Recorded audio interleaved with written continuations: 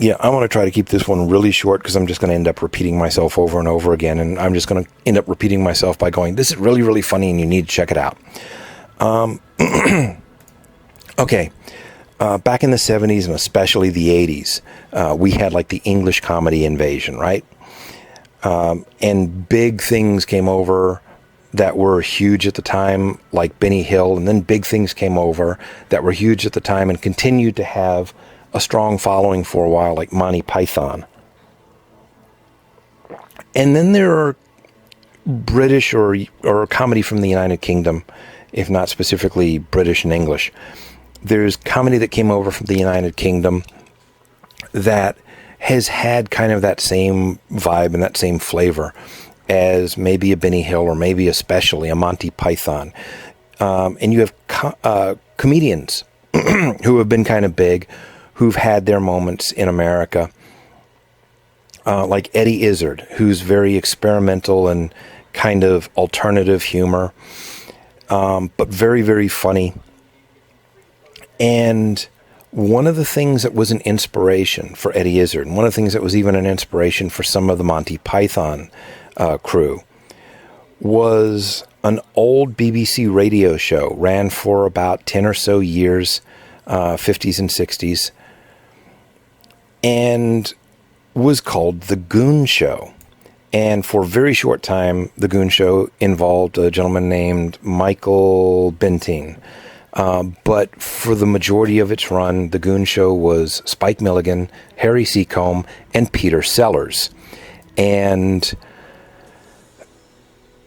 this was the forerunner for Monty Python's Flying Circus. Except obviously, as I said, radio, not television. The Goon Show was in comedy in the United Kingdom. It was like this giant revelation. They had long been having, just the standard, regular, straight up, whatever, how comedy's supposed to be.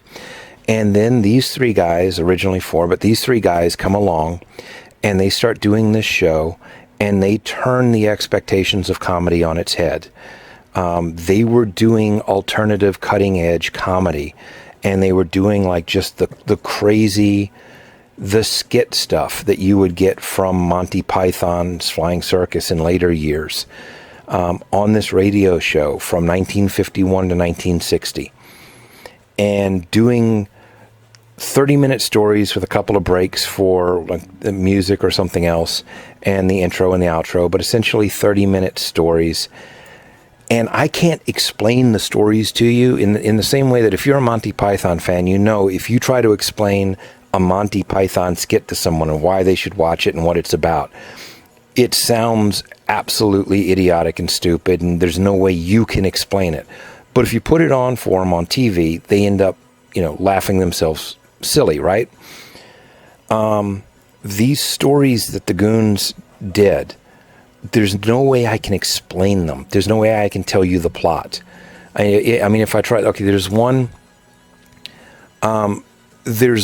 called Lurgy Strikes Britain, where some con men convince one of our regular characters that this huge plague, this thing, is this medical problem is striking people in Britain, and it's going to grow like a wildfire, and it's called Lurgy.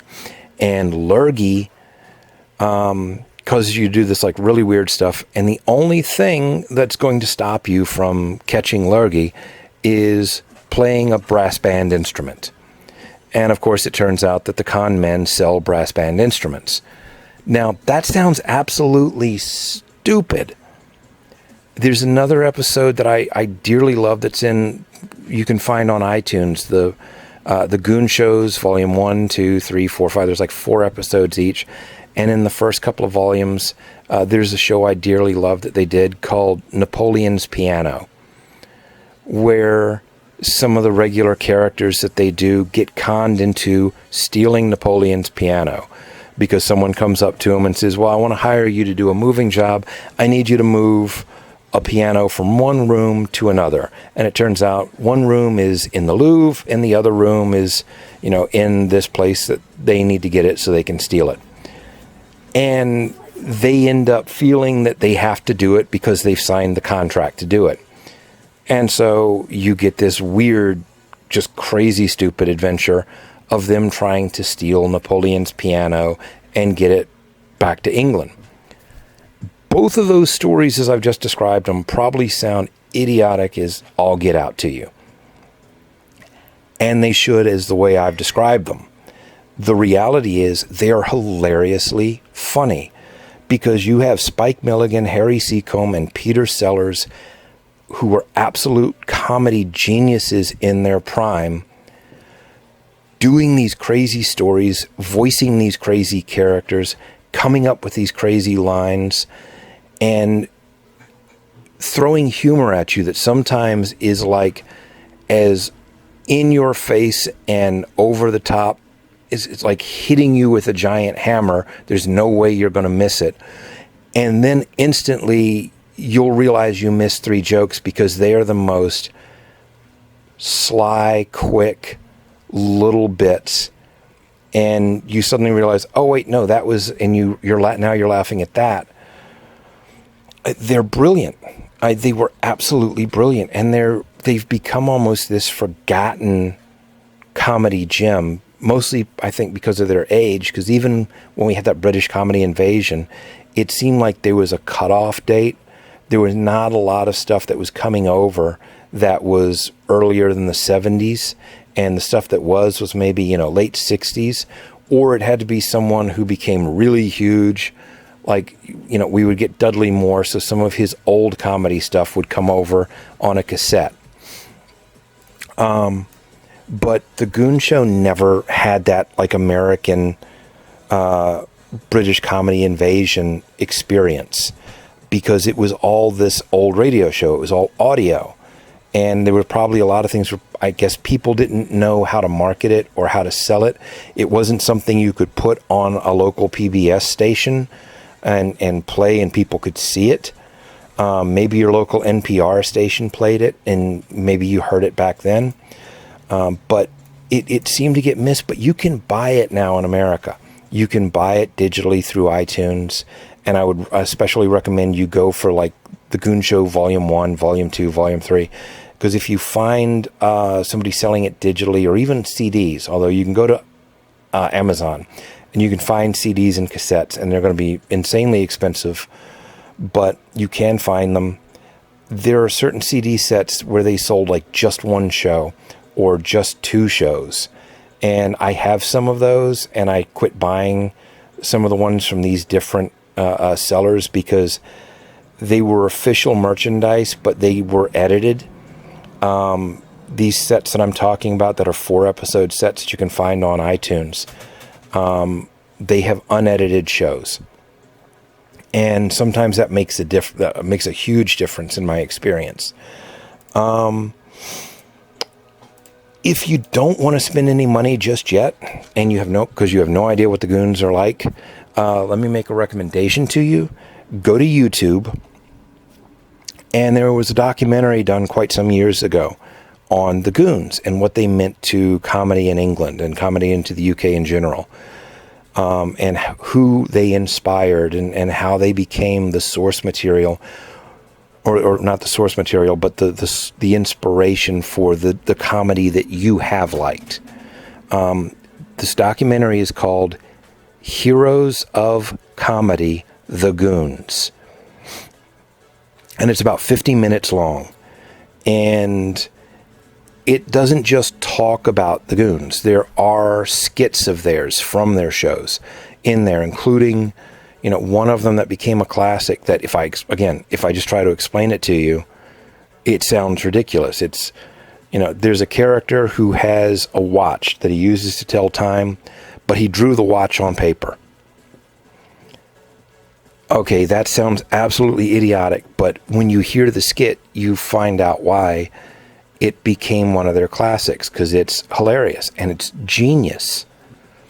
And again, YouTube, Heroes of Comedy, The Goons. And the thumbnail that should come up on YouTube is actually a very young John Cleese holding a piece of paper, looking down at the piece of paper, because he's actually introducing the Goons in the clip that starts. I can't say a lot because I'm just going to start repeating things like they're genius, they're funny. This was the foundation for the experimental cutting-edge humor that gave birth to a lot of things that you know and love, and it's just been overlooked. This was Peter Sellers, Spike Milligan, and Harry Seacombe at their absolute most brilliant. And you can get these as audio, because that's what they started out as, radio program. You can get these as audio. They can go with you on your drive to work. They can go with you on long trips. You can take them with you when you go walking on your walk or you go on your bike ride. And they are absolutely brilliant, and they are absolutely funny, and they have been getting overlooked for far too long by people that should love them. So it's the Goon Show. Check them out. As I said, you'll be able to find some of their stuff in actual physical media on Amazon, although a lot of it's out of print, so the prices are starting to go up. You can find digital downloads of a lot of their shows on iTunes. And like I said, you can get a little bit of a taste by checking out Heroes of Comedy, the Goons, on YouTube. It'll be worth it to you, is all I can tell you. They're really good. They're really funny. It's enjoyable humor. You'll laugh way more than you think you will just by reading the descriptions. So, until next time, take care.